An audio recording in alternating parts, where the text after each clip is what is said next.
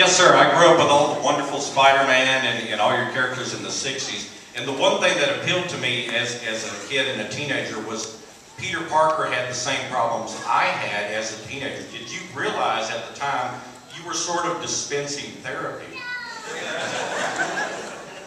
I heard everything except did I realize at the time what? You were dispensing therapy. For teenagers. Oh, I've always done that. Even the way I'm addressing you today, you don't realize it, but you're all going to profit by this. It's going to make better people of you.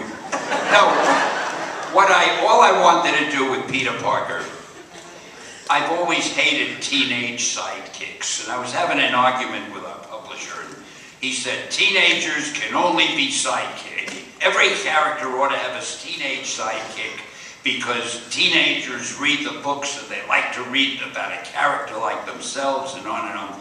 And one day I said, why can't a teenager be the hero? And he said, dummy, I just told you they're sidekicks. So I decided I would make a teenager the hero, and just for fun, I thought, why not give him the same problems that most teenagers have? Never enough money, he's not that successful with girls, on and on.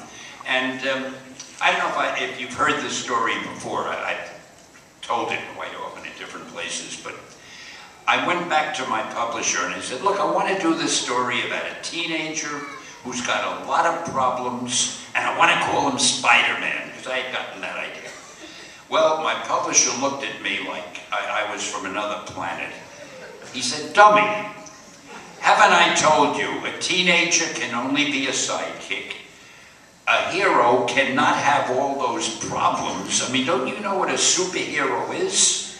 And you can't call him Spider-Man because people hate spiders. So you got 3 strikes against you. And that's why I had to bring out that book in, was it Amazing Fantasy? We had a book called Amazing Fantasy that we were going to kill. It wasn't selling well. Well, when you put out the last issue of a book you're about to kill, nobody cares what you put in it because it's the last issue. So I featured Spider-Man on the cover. I got Ditko to do it. And I put it out just to get it out of my system. And the book sold so well that my publisher came into me later when he got the sales figures. And he said, Stan, you remember that character Spider-Man that you and I liked so much? Why don't you do it as a series? And that's how it happened.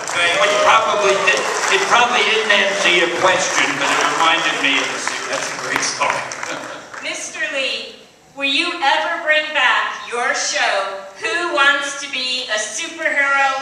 Hurry, please, sir. Now, if ever a show bombed, they had a good idea there, but they didn't do it well. It didn't do well, but on the History Channel, they have a show called StanLee Superhumans. Believe it or not, it's a big hit. They didn't think it would do as well in the first season, so they did, I don't know, 8 or so episodes, and it got such big ratings. They're shooting a new season now with about 30 episodes, I don't know. I know it's a lot because they're keeping me busy. I have to be in all of them and I don't have time, but it's fun. So it's the History Channel StanLee Superhumans, and when it comes out again, don't miss it. You'll see me making a fool of myself as usual, talking to people in the show. Ladies and gentlemen, StanLee and John Romita Jr., thank you so much for being here.